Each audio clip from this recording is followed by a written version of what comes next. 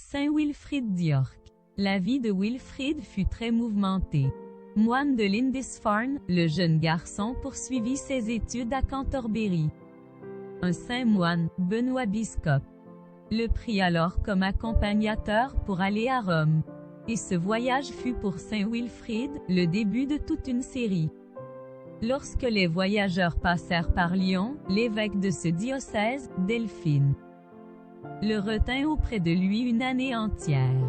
À Rome, il se familiarisa avec la pratique de la liturgie et, en rentrant en Angleterre, il se fit l'apôtre de la liturgie romaine.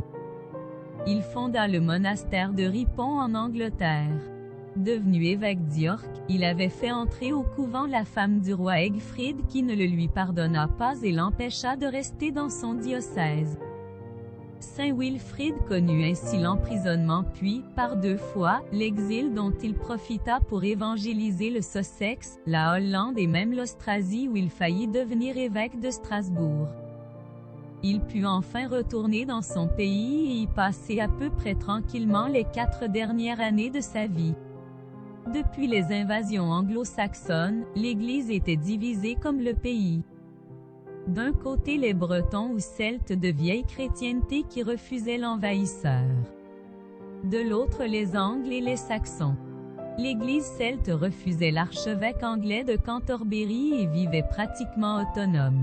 L'Église anglo-saxonne fondée par saint Augustin, 100 ans auparavant, était soumise au siège romain.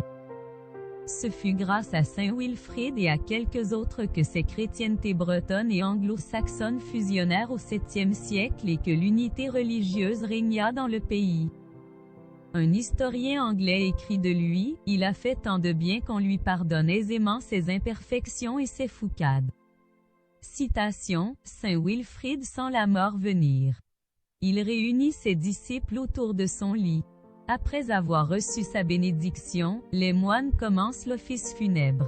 Quand ils parviennent au verset 30 du psaume 103, « Envoyez votre esprit et tout sera renouvelé », il expire.